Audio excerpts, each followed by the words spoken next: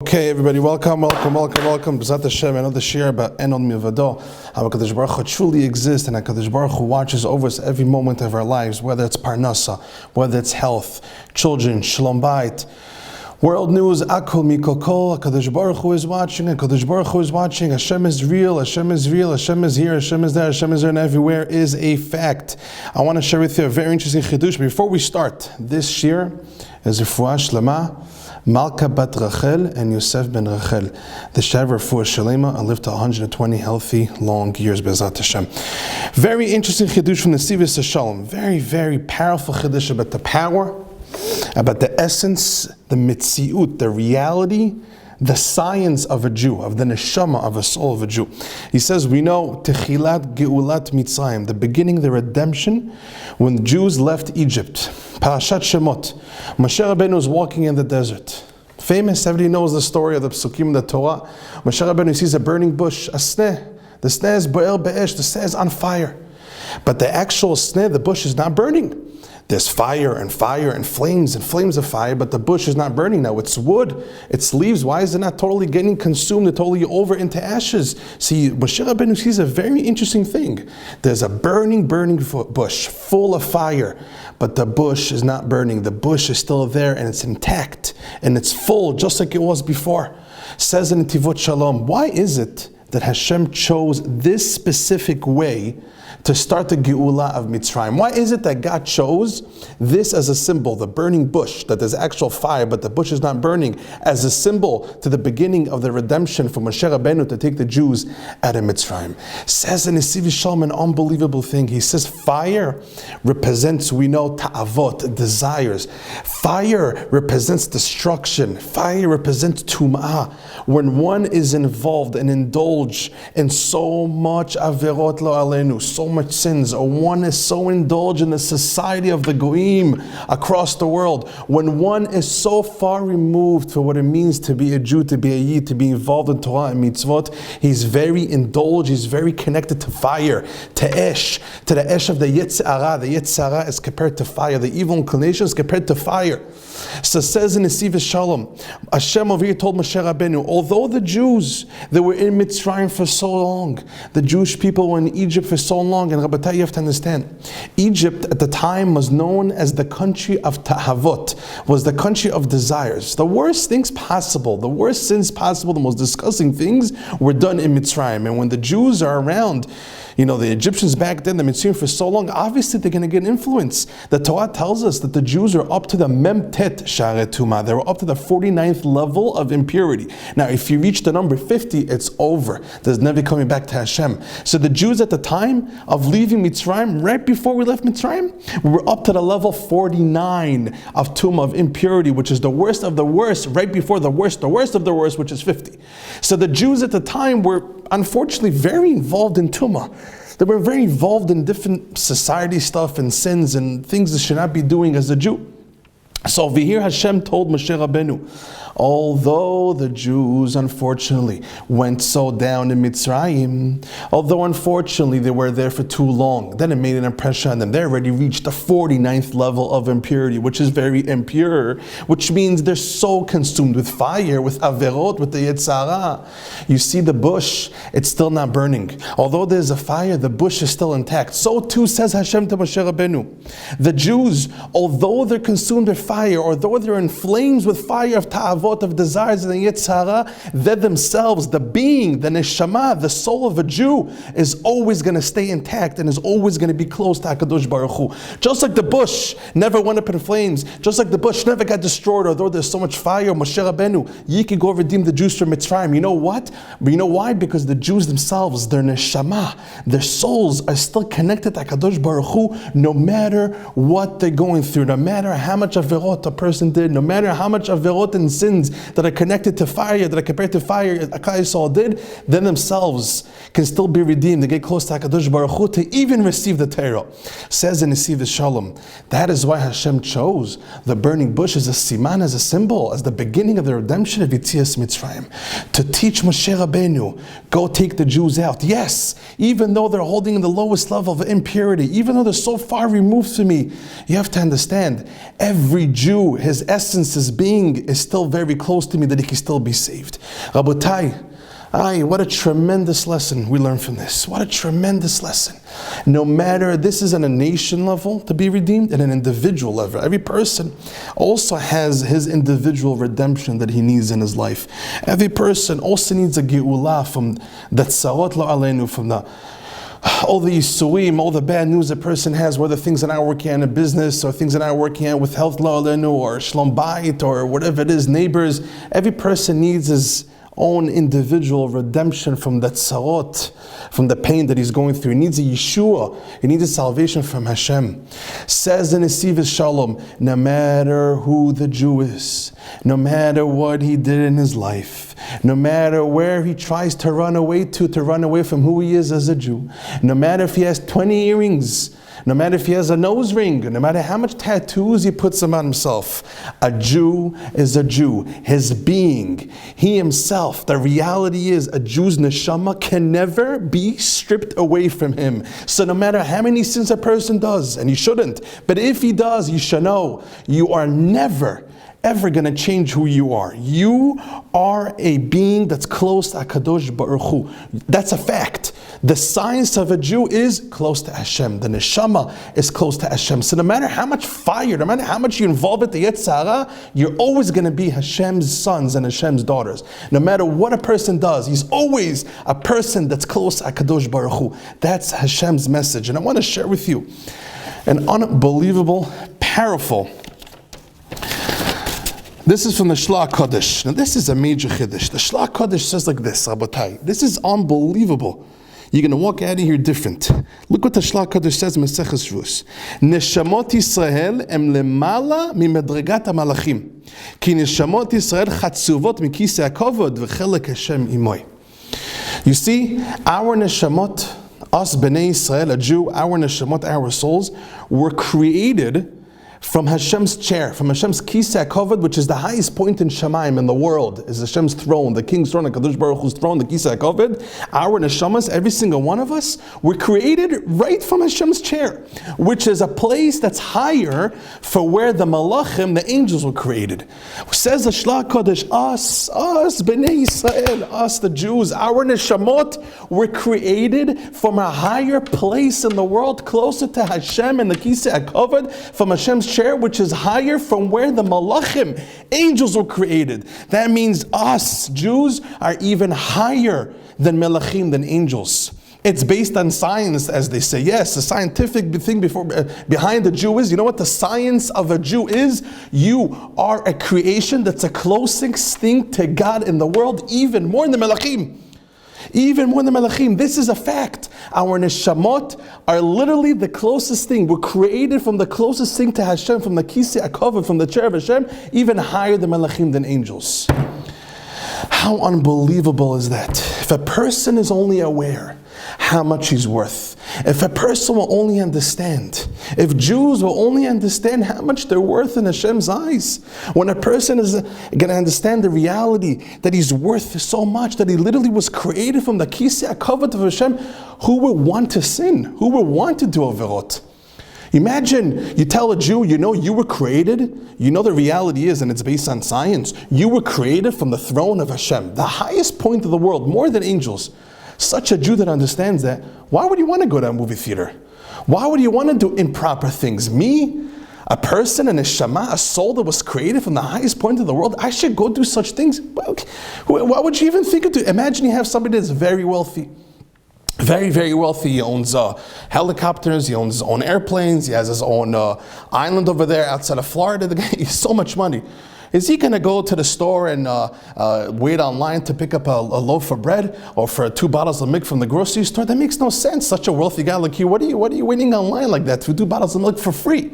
So too, Rabotai, you, a Jew, a Yehudi that has a high neshama, Bnei Yisrael, Yehudi, yesh lecha neshama, you have a high soul. You have a very wealthy soul. Every Jew has a neshama, it's very wealthy, very chashuv, comes from the Kisei HaKavod. Why lower yourself and go hang out and go to places where you don't belong, which is the movie theater or different bad places?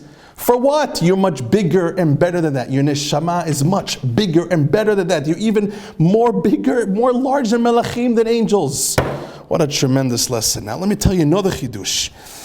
Now this is just mind-boggling. You know, when I read this, it was just mind-boggling. This, from the Sefer Chazaq, he says like this: we know one of the worst averot in the Torah is avodah zarah, is idol worshipping.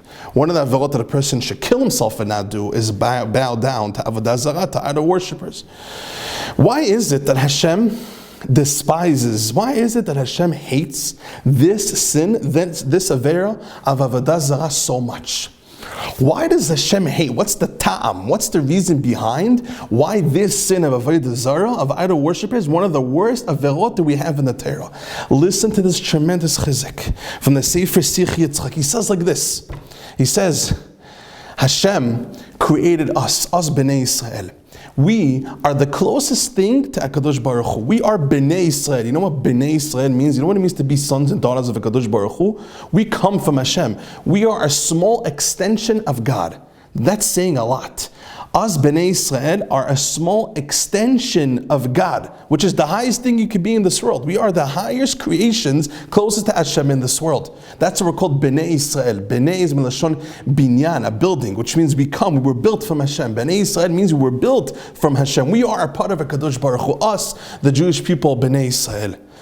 When a person chas v'shalom decides to do the aveir of avodah zarah, what does he do? What is the sin all about? What it means is you go to some idol, you turn to the sun or the moon, and you tell the sun and the moon, hey sun, hey moon, please, please, please, I don't know who this whole God thing is, I don't see him, I don't know what's going on, he's too large for me, but I see you, the sun and the moon and the stars, or the cows, whatever it is, I don't know what they're thinking, but whatever. Hey, can you please go speak to God for me? Can you tell God I need parnasa? Tell God I need health? Tell God I need a wife? Tell God I need X, Y, and Z? That's avodah zarah. Avodah zarah is when you turn to a different being like the sun, the moon, the stars, the cows, or Buddha, whatever it is, and you tell them, hey, you're my God for now. You're like my miniature God. I'm davening to you because I can relate to you more. Can you please go speak to the Almighty for me? Says the Rambam, that's a form of avodah zarah. That is a typical avodah zarah idol worshippers, where you turn to a different being, when you turn to human beings or the sun and the moon, different creations, to turn to Hashem. You talk it to them as if they're Hashem, as if the moon and the sun is Hashem. Says the Sefer Chazaq, why is it the worst affair possible? You know why? Not because you're cheating on Hashem, but because you're cheating on yourself. Which means, if us, have neshamot, have souls that are so close to HaKadosh Baruch Hu, that means we are the most hooked up people in the world. So if we're going to turn to others to ask Hashem for us, Hashem gets offended. You know what it's like? Imagine you have a father, that has money to give his children, but his child, his son, doesn't go ask money. Let's say the son really needs the money, not sketch. Let's say he really needs the money. Imagine the son doesn't go directly to his father to ask for money. What does he do? He goes to some guy in shul, some guy in the synagogue or in the restaurant, and tells him, hey, some random dude, can you go speak to my father for me to give you money? A good father will be very offended, very, very hurt and offended. My son, my own son that came for me, he will go ask some random dude to ask me for money. He can't come to me directly. You're my son. You can't speak to me directly. I'm your father. What's going on? Says the Sefer Chazaq, you know why Hashem hates avodah zarah? You know why Hashem hates idol worshipping? Because Hashem is saying, I don't understand. I'm your father, you're my son. Every Jew, daughter, every girl, but whatever it is, you're my daughter, you're my son. I'm your father. Why in the world are you turning to other places to ask for salvation? Why in the world would you turn to other people for help? Whether it's parnasa, whether it's health, whether it's shlom bayit, whatever it is. Why in the world would you be oived avodah zarah? Why would you turn to other shlichim, other messengers to speak to me when you're the closest thing to me? You're the closest thing possible. So the reason why serving other idols is bad, the reason why avodah zarah is bad, is not because we're cheating on Hashem, it's because we're cheating on ourselves. We're not living up to what we're capable of, to go directly to Hashem, because we're the closest thing to Hashem. Why turn someone else when you can turn straight to the boss, straight to HaKadosh Baruch Hu? When a person doesn't daven straight to Hashem, but rather a person turns to other idols, what a mistake he's making. You don't know how much you're worth, says Hashem. Avodah zarah is the worst sin possible. You know why? Because Hashem hates, Hashem dislikes when one doesn't live up to his expectations. Hashem cannot stand when one is capable of so much, when one is so wealthy of kedusha, of righteousness, of holiness, and he goes and he just throws it out. He just chucks it, doesn't utilize the power, the beauty, the neshama, the soul that he has to get close to Hashem, learn Torah, do mitzvot, and daven to HaKadosh Baruch Hu. That's why Hashem does not like the sin of Avodah Zarah. That's why it's one of the biggest sins. Because one of the biggest sins a person can do is not live up to what he's worth. And you're worth a lot in Hashem's eyes. What a tremendous chizuk. I want to share with you a story that I read that happened a couple of weeks ago. This was said by a lady from Bet Shemesh. I said this over once. She said like this. She said her husband, unfortunately, Erev Shabbat, went to the mikveh and he tripped. He was an older fellow.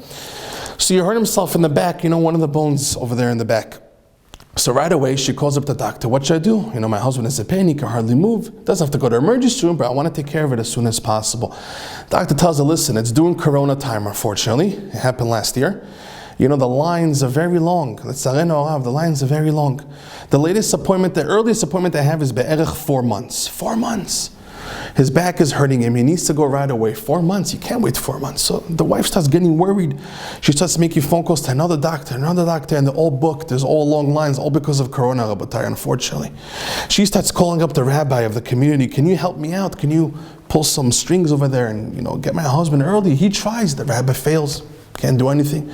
She calls up different askanim, different people in charge of the community, businessmen that can help her out to maybe pull some strings and get my husband in there, maybe a different doctor in a different city. Nobody was able to help. Unfortunately, there's long lines, nobody can help her. She sits down one day and she starts thinking, what should I do?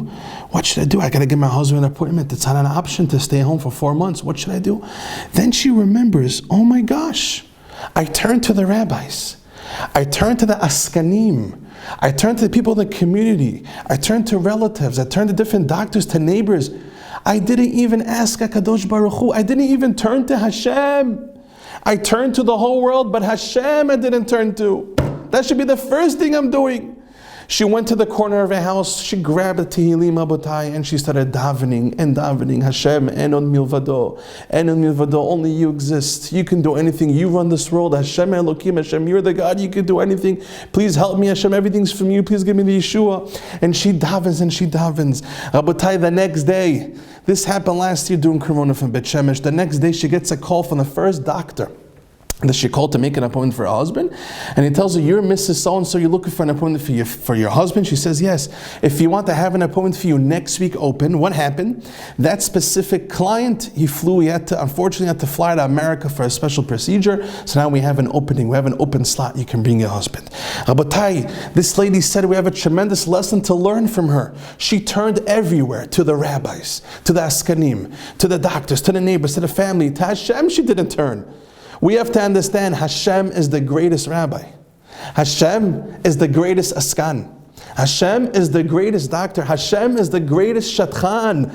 Everything is HaKadosh Baruch Hu. Enod milvado. Everything's from Hashem. You need something, turn to Hashem. Turn to the boss. The first thing you do is turn to Hashem. Everybody leans in HaKadosh Baruch Hu. The whole world runs by HaKadosh Baruch Hu, by God.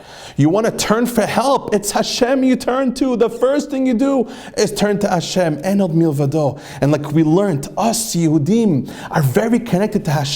We're literally His sons and His daughters. We can always turn to Him 24/7, straight to Hashem, the boss of the world. What an opportunity we have. An opportunity we have as Yehudim. I want to share with you another story about the power of Enod Milvado, the power of when one really works in himself to wake up to the reality, to the mitziut, that Hashem is with us 24/7, and Hashem literally wants us to turn to Him. Hashem runs the world. Hashem is here right now. We just have to wake ourselves up. We need a reminder that Hashem is here. Once you keep on reminding yourself, the sweetest, best, funnest time in life you're going to have when you really live with Hashem and understand the reality that Hashem runs the world. I want to share with you another story.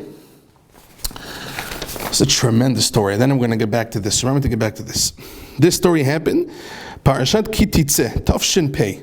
Okay? This is what, doing Elul time, Rosh Hashanah time, a little before Rosh Hashanah. Yeah, the story goes like this. It doesn't say the guy's name. Okay, but it's the son saying over the story, calls him Avimui. Story goes like this. This happened to a fellow from Bnei Brak. This person has like a branch of kindergartens, of playgroups.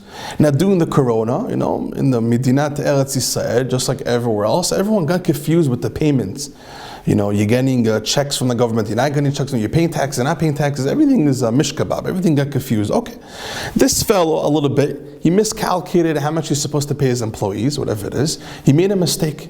He caught on to the mistake.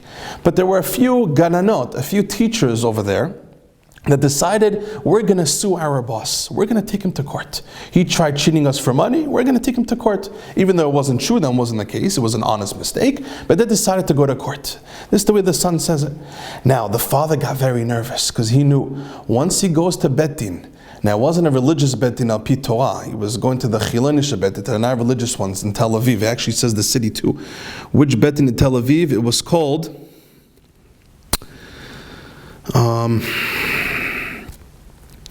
the Bet HaMishpat HaShalom Tel Aviv. This was in the Bet HaMishpat HaShalom in Tel Aviv. Not religious, okay. He has a date for the Bet Din. He gets very nervous because he knows I don't know what's going to happen. They're going to ask him for a lot of money. They're going to sue him and could be he's going to be guilty. He's going to have to go bankrupt. He got very, very much under pressure. What does he do? The night before the court date, him and his wife take pieces of paper. Listen carefully to what happened here. This just happened. They take pieces of paper and they take markers and they go paper by paper, empty white sheet of paper, and they go En od milvado. They're right with the marker. En od milvado. Nothing exists in the world except Hashem. Nothing exists in the world except Hashem. Nothing exists in the world except Hashem. Nothing exists in the world except Hashem. En od milvado. And paper after paper, paper after paper. And then they had a stack of posters that says En od milvado. Hashem runs the world. Everything is up to Hashem. We got to wake each other up. Everything is up to Hashem. It's going to be good tomorrow in the court. What do? They go to different places. They go with scotch tape and they start taping the posters all over the city, all over town, different places, spreading Hashem's glory, spreading Hashem's enod milvado, all over that Hashem runs the world. Hashem is in every corner, Hashem is in every street corner, Hashem is in every traffic light, all over the place. The next morning, they take a few kids together and he tells them, let's scream together, enod milvado, Hashem runs the world, Hashem runs the world, enod milvado, everything goes by Hashem, everything is up to Hashem, Hashem can do anything, Hashem can bring me the Yeshua, Hashem can stop me, Hashem can do anything, Hashem can make me come innocent from this whole court, Hashem can stop and take me out from this court, they're totally patul, totally innocent. Then he goes to the court. Here comes the day he drives to the courthouse in Hashalom in Tel Aviv. He goes to the building, his court room was in the 6th floor. That's the story goes. 6th floor, okay. He takes the elevator to the 6th floor. Now his knees, he's an older man a little bit, so his knees were hurting him. He goes to the 6th floor. The problem is he opens up the elevator, he gets out. Now there's construction in the 6th floor.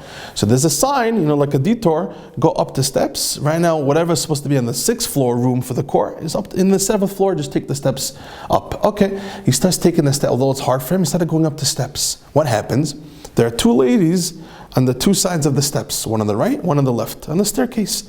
Now this person took upon himself tzniut, took upon himself modesty. He's not walking in between two ladies. We have a inyan. The Torah tells us, Chachamim tell us, there's a big inyan, it's a big thing for a man never to walk in between two ladies, even in the street. Always try to avoid it, go around, whatever it is. Try your best never to walk in between two ladies. And it goes the other way too. A lady should not walk in between two men. This is out of modesty. It's a precaution of modesty, of kedusha, of holiness. So this person took it upon himself. So he had the guts, and he told the ladies there, "Slicha, can you move aside? The halacha, there's an inyan, halacha, but there's an inyan, a person shouldn't walk in between two ladies." And they told him, "Ma, anachnu jukim, what are we, bugs or something?" Those two ladies told him, chilonim. Unfortunately, not religious yet. He told them, "No, you're not bugs, because the same halacha applies to the ladies too. No lady should walk in between two men. I'm just asking you, if you don't mind, I took it upon myself not to walk in between two ladies, just move aside." They listened. He went up the steps. Okay. He goes inside the courtroom. He sits down. Boom, boom, boom. The court starts. Then he has the people that are trying to sue him on the other side with their lawyers, and he had his lawyer. Then he sees on the stage where the judges sit, with their whole uniform. The judges sit over there. They go like this to him. Can you imagine? The judges start waving to him like this, like hello, hello, from the high point from the stage over there. And he's shocked. He's like, who's waving to me? I don't understand what this is. A judge waving to me. This guy didn't know what was going on. The court starts, and the people that wanted to sue this person started saying, yeah, he stole money, he's a liar, he's a cheater, blah, blah, blah. This happened and this happened. Suddenly the judge, this lady, gets up and she says, this guy is a liar? This guy is no liar. This guy is a stealer. And she points to this fellow. This guy is no stealer. I was just by the steps downstairs. He wouldn't even walk in between two ladies. You think he's going to go cheat? You think he's going to go steal money? You think he's going to go lie to you like that? Not possible. Patul, innocent. Case is closed. But what a tremendous story. This person, Skreim Enod Milvado, this person worked on his emunah and HaKadosh Baruch Hu. He awakened the truth. He woke up the true neshama, the true soul that is connected to HaKadosh Baruch Hu, and Hashem is here 24/7 with us, and Hashem runs the world, and Hashem can do anything. He Skreim Enod Milvado. He took Milvado and put it all over the city to remind himself and others that Hashem runs the world. He built up his true trust in HaKadosh Baruch Hu. He took upon himself not to walk in between two ladies, and he kept it, and he was real about it. And the two judges ended up being those two ladies by the staircase, and he told them to move aside. And they said, if this guy is so careful with walking in between two ladies to ask us to move, there's no way this guy steals. Case is over. Abatai, Hashem is in charge of the world. And El Milvado, Hashem truly runs the world. We just have to, including myself, just have to wake it up, remind ourselves how Hashem truly is here. Hashem is here 24/7. You know, I read a beautiful mashal.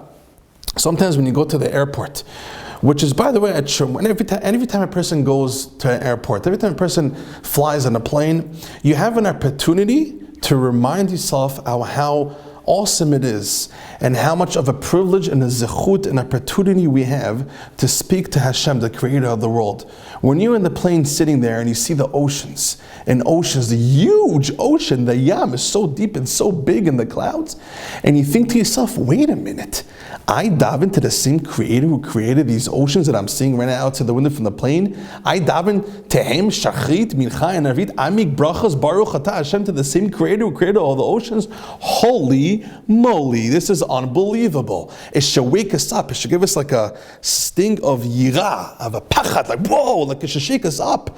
Do you realize who we talk to? We talk to literally the creator of the world, Hashem, who created nature, the sun, the moon, and the ocean that we see. We have an opportunity to talk to him. Thank you, Hashem. Thank you just for that. Thank you for giving us an opportunity to even daven to you. What an honor. Who would not want to daven to HaKadosh Baruch Hu? Who would not want to do Torah mitzvot? What an awesome privilege, opportunity we have to talk to the creator of the world. How did I get there? Fine. So when a person goes to an airport, from far away, when you drive into the airport, you see the airplanes flying on top. They don't look that big. You know, if you go like this with your hand, you could probably have the whole plane in your fist, kacha, the whole size of the plane when you're far away from the plane. But once you start driving in, and then you get dropped off, and then you go inside over there, the hallway over there, the whole place over there in the airport, and then you start seeing the planes from the window close up, those planes are massive. Those planes are huge. Habatai, you know what the mashal is? You know what the lesson is, the parable? From far away, the plane is small. From close up, the plane is massive. So too when it comes to HaKadosh Baruch Hu. So too when it comes to the creator of the world, Hashem. When somebody chooses to be far away from Hashem, he doesn't learn the way he's supposed to, unfortunately. He doesn't daven the way he's supposed to. He's not living up to his expectations. He's not truly being himself, being close to HaKadosh Baruch Hu. Unfortunately, his fault, not his fault, whatever it is, he's doing sins, he's far away from Hashem. A person right now who's far away from Hashem, Hashem seems small to him. What's this God thing? Yeah, whatever, I heard of him. Yeah, one day I'll get to him, whatever. But when a person is close up to Hashem, what do I mean close up? He learns, he davens, he keeps Shabbat, he keeps kosher, he says bachot with kavana, he's working on himself, he tries to be a better and a better Jew, to follow the Torah, better and better man or woman. When he's closer up to serving Hashem, Hashem gets bigger and bigger and bigger. Suddenly you see how massive is even the wrong word to use about Hashem, how Hashem is everywhere. You start getting like Yirat Shamayim. That's what Yirat Shamayim means. You start fearing Hashem when you recognize that Hashem is everywhere. What does Yirat Hashem mean? Yirat Hashem means to recognize Hashem is here. To understand and remind yourself Hashem is around. You look at a tree, oh, Hashem is here. You look at the sky, oh, Hashem is here. You look at an apple, oh wow, Hashem is here. Everything, Hashem is everywhere. That's what Yirat Hashem means. Yirat Hashem means to remind yourself that you are a prince walking in the palace of Hashem, and Hashem is the king. You walking on earth means you're walking and you're the prince in the palace of Hashem, of HaKadosh Baruch Hu. That's what Yirat Hashem means. Yirat Hashem, having fear of Hashem, is supposed to give us a shake, it's supposed to wake us up and be happy b'simcha. We are walking in the palace of Hashem, and Hashem is everywhere. The king is everywhere, and I'm the prince, and I'm the son of Hashem, of HaKadosh Baruch Hu. That's what Yirat Hashem means. So too the plane, when it's far away, it looks small. When a person is far away from Hashem, lo alenu, Hashem looks small, it looks foreign to him. But when you close up to the plane is massive. When you close up to Hashem, when you learn Torah, when you start keeping Shabbat, when you discover Hashem's hand everywhere more and more, Hashem is massive. Hashem is great. It's the best thing in the world being close to Hashem. It really is. It's the best thing in the world. Really living up with emunah and bitachon, with a real enod milvado. A real enod milvado. I'll say it again. A truthful, real, sincere enod milvado. Hashem literally exists. No jokes. How awesome that is. That Hashem is here 24/7 with us. I want to share with you a chidush from the Siftei Chaim. Siftei Chaim says like this, just to bring out a point to the mashal I gave you from the plane. Siftei Chaim says like this. Brings in the Gemara in Chulin Zayin Amud Bet. Amar Rabbi Chanina. Afilu machshafot. Let's say you have these, back in the day, you had people that knew how to do different hijabiji, magic, with spirits. They were called machshafot, they were called witches, magicians, And shum koach pol bebliya milvad HaKadosh Baruch Hu. Hashem is also obviously in charge of the magicians, which means even in the times of Mitzrayim with the Chartumim, that we see they were able to turn the sticks into snakes and do makadam and all these things. Why is it that it was possible for them to do it? It's called magic. There is a power of magic out there in the world, but who gives that power? Hashem. Hashem is in charge of that power too. So says Rabbi Chanina, even all the magicians in the world, all the machshafot, all these things, whatever kishuf a person wants to do, Hashem is in charge.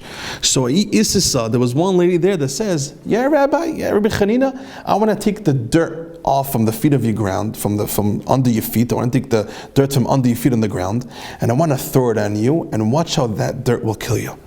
Said Rabbi Chanina, go ahead. Enod milvado, Hashem runs the world. Hashem runs your magic tricks. Hashem runs korech hatuma. Hashem runs all whatever you want to do with your chachma, with your whatever you learned in college. I'm joking. Whatever you learned in all these magician stuff, Hashem is in charge of everything. Hashem is above it all. Enod milvado, Hashem runs the whole world. I'm not scared. And nothing happened to him because he truly believed in Hashem. He truly had emunah in Hashem, and Hashem protected him. Now the problem is like this, Albatai. The problem with the story is we have a Gemara in Shabbat, famous rule in Judaism. Don't be daf lamed bet in Shabbat. Don't be somech ala nes. We have a rule. A person can't depend that Hashem will create a miracle for him. One can't drive like a maniac down the street very fast and say, don't worry, Hashem will protect me. It doesn't work like that. One can't say, or the average person can't say, don't worry, I don't have to take medicine to be healthy. No. Don't depend on miracles. Your average person is like that. Except a few tzaddikim, that's why I'm saying that. Your average person can't say, I can't, you know what, Hashem is going to protect me. I'm going to jump off a building, watch how nothing happens. You can't do that. The person can't do that. En sumchim ala nes. Don't depend Hashem will create a miracle for you. Don't do something dangerous and expect Hashem to go out of his way and create a miracle for you. That's not the way a Jew behaves. We follow teva. We follow nature, which means we do whatever it takes to stay safe. Of course, Hashem runs nature. Hashem is in charge of nature. What does it mean follow nature? What I mean to say is follow the rules. Don't do something out of the ordinary. Say, don't worry, Hashem will help me. Don't put yourself in a test. You don't do such a thing like that. You follow whatever it means to stay safe, you stay safe. And if you do stay safe and healthy, you should know that it's Hashem who kept you healthy. For example, because I want to make myself clear, let's say a person is not feeling well and he needs to take medicine. The right approach is not to say, I don't need medicine, Hashem will help. No, the right approach is to take the medicine, but understand at the same time that the reason why you're going to be healthy is not from the medicine, it's from Hashem. Understand that you did ishtadlut, you did your part that you're supposed to, and that's what Hashem wants you to do. But why are you going to be healthy is not because of the medicine, it's because Hashem decided for you to be healthy. Just like a person goes to work to make money. You go to work to make money, but does that mean your work gives you the money? No, Hashem gives you the money, but you did your part by going to work. You know, I read an unbelievable lesson from the Orchat Tzadikim. We'll get back to this. The Orchat Tzadikim, but listen, this is tremendous. The Orchat Tzadikim says like this: when you go to work, your job that you work every single day doesn't bring you the money. Hashem brings you the money.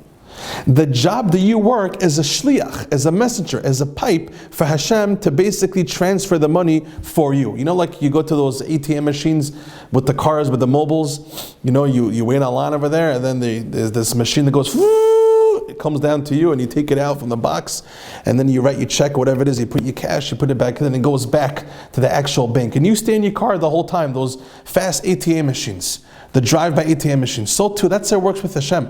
Hashem is the supplier of the money. Hashem is the one that creates the money and sends it to us. Question is how he sends the money. The question is how it's come down to us. One guy has this job, one guy has this, one guy's a doctor, one guy's a lawyer, one guy's a real estate agent, one guy's a barber, one guy has a pizza store. All these jobs that we have are messengers for Hashem to send us the money. But not our jobs don't make us money. At the end of the month, do we have a paycheck? We didn't have the paycheck because our job gave us the paycheck. We have the paycheck because Hashem gave us the paycheck. It happens to be Hashem sent the money that month through the job that you have. It's like, let's say you're in your house and you order something from Amazon. Let's say something from Target, from the manufacturer. UPS comes and drops it off. Would anybody ever think that UPS is the company that created this product that came to my house? No, you know UPS is only a delivery truck. UPS is only a messenger for Target or the manufacturer of the product. So too when it comes to our parnasa. So too when it comes to the way we make a living every single month. When we have a job and we have a paycheck coming to our bank account at the end of the month, it's not the job that created the money. The job was the delivery truck from Hashem. Hashem creates the money. You work to do your ishtadlut, to do your part. But who brings you the money? Money comes from Hashem. Your job is only a shliach. Your job is only a pipe to bring you the money. Your job is only a delivery truck, it's only a UPS truck to deliver the money from Hashem straight to you. That's what real bitachon is, by the way. That's real emunah. That's the reality. Hashem is the one that gives us the money. So to over here, Rabbi Chanina said, "Enod milvado." I'm not scared of any magicians, any koyach hatuma, any kishuv. Do what you want. Hashem is above it all. But the problem is, we have a halacha in Shabbat. A person should not be somech ala nes. A person should not depend on the miracle. So Rabbi Chanina should have told this witch. She should have told her, "Stop. I don't depend on miracles. I'm not going to test Hashem like that. I'm not going to depend on Hashem giving me a miracle." So how did Rabbi Chanina do that? Why did he let this witch try her trick, although she failed? Why did he do it in the first place if one cannot be dependent on a nes? Says the Siftei Chaim, an unbelievable answer, and we have to take this answer home to our lives. Each person his own level. He says like this. This is the same Rabbi Chanina in a different Gemara where he says like this. Rabbi Chanina said, this is a Gemara in Chulin also. Yeah. Rabbi Chanina says like this: "En adam nokef etzba'o milamata." A person never picks up a finger in this world. Elim ken machazim elav milamala. Only if in Shamayim there were geyser that decreed in Shamayim in heaven that he could pick up his finger. Which means Rabbi Chanina was a true believer. Rabbi Chanina believed in Hashem so much. He believed in Hashgacha Pratit, he believed in Hashem's presence and every step of his way, literally in his life, every day, every moment, so much that even if I pick up my finger, says Rabbi Chanina, it's only because Hashem let it be picked up. Once Hashem let it be picked up, then in this world I can pick up my finger. Rabbi Chanina was in such a high level. Rabbi Chanina lived reality so much that he literally lived with Hashem. He literally basically saw Hashem and lived with Hashem's presence all the time. So it says the Siftei Chaim, you know why Rabbi Chanina was able to tell the witch, do what you want, Enod Milvado, Hashem is above it all, because Rabbi Chanina truly lived with Hashem. So because he was on that level of really living with Hashem, with Enod Milvado, or having real emunah, and more vivid with Hashem's presence, so he's even above the kishufim. He's even above all these magic tricks of korach hatumah, of impure things from these witches, because he truly lived with Hashem.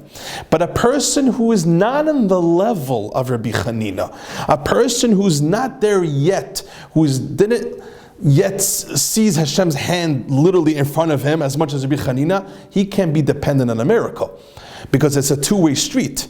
The more you involve Hashem in your life, the more Hashem will be involved in your life. The less a person involves Hashem in his life, the less Hashem will be involved in a person's life. The more you bring in Hashem, the more hashgacha patit from Hashem. The less you bring in Hashem, the more you push him off, chas v'shalom, the less hashgacha patit Hashem has in that person. Hashem always watches over all of us no matter what happens. But how much He watches, more or less, that's up to a person. The talui banu, it is up to us. The more we bring in Hashem to our lives, the more we work on ourselves, more Torah, more mitzvot, more chasadim, more yirat shamayim, more brachot bekavana, more mitzvot, more tefillah, more keeping Shabbat, trying to bring Hashem to our lives more and more and more. The more Hashem is at the tip of our tongue, truthfully and honestly, the more Hashem will really be involved. But the less a person involves Hashem, the more he pushes them off. Like, Hashem, I see you in shul, but when it comes to my job, please leave me alone. Or like, Hashem, I see you, Shabbat, but sometimes I go to weddings and there's the immodest things. Can you just, Hashem, please just stand outside. Chas v'shalom. The more a person kicks Hashem out, the less Hashem will be involved. It's a two-way street. Our job is to bring Hashem as much as possible to our lives, to involve God as much as possible in our lives. The more we involve Him, the more He will be involved. It's up to us. Enjoyment, Kedusha, righteousness, awesomeness, to understand that Hashem is here 24/7, and Hashem is here 24/7.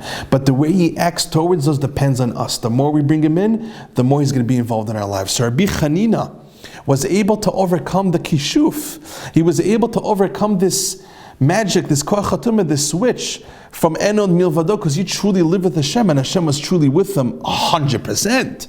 That's why it's not so mechalanes. He's not waiting for a miracle. Not miracle for him. It's natural. For him, it's natural to beat the magician because he's so close with Hashem. He's already above it all. It's not a miracle. What does a miracle mean? A miracle means to go against nature.